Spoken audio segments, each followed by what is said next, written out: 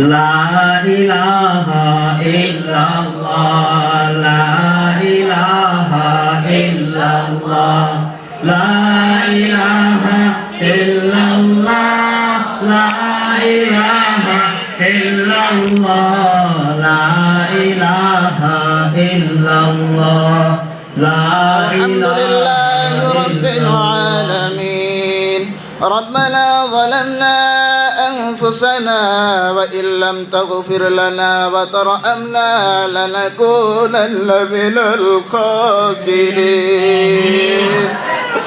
बुजुर्गी की नहीं गम को जरूरत गुलाम हमको बनाया खुदाया سبحان ربك رب العزة عما يصفون وسلام على المرسلين والحمد لله رب العالمين الحمد لله نستعينه ونستغفره ونعوذ بك من شر الحمد لله وكفى وسلام على عباده الذين اصطفى أما بعد فأعوذ بالله من الشيطان الرجيم بسم الله الرحمن الرحيم كل نفس ذائقة الموت صدق الله المولانا العظيم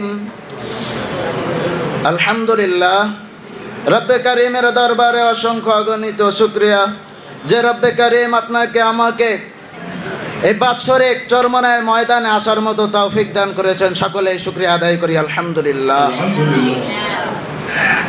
ও দুনিয়ার মানুষ, দুনিয়াতে আর কতদিন থাকবা? দুনিয়া তো থাকার জায়গা না, এই দুনিয়া থাকার জায়গা না। তাই বলে চলো আমরা একটু মৃত্যুর মুরাকাবা করে সকালে দুইটা চক্ষু বন্ধ করিয়া দেই। আমি চিন্তা করি ও আব্দুল করিম, আব্দুল গনি, আব্দুল গফফার, সারাদিন ব্যস্ততার মধ্যে থাকিয়া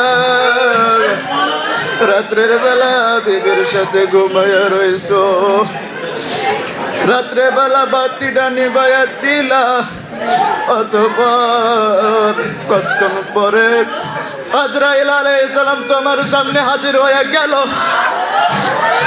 তুমি তো আজরাইলকে দেখে কান্না শুরু করিয়া দিছ। আজরাইল আলাইহিস সালামের গাও দিয়া ধপ ধপ ধপ ধপ করিয়া আগুন জ্বলতেছে।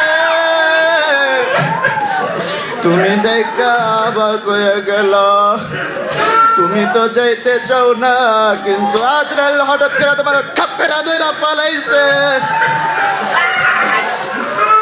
দুনিয়া জীবন এখানেই শেষ।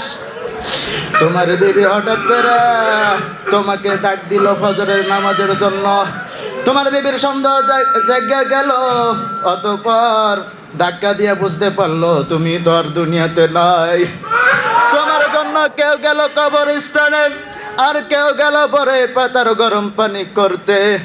সবাই সবার কাজে ব্যস্ত, তুমি তো আর দুনিয়ায় নাই। ও বাবাজিরা, তুমি তো মনে করছো তোমার সাথে অনেক লোকেরা যাবে, কেউ গেল না তোমার সাথে।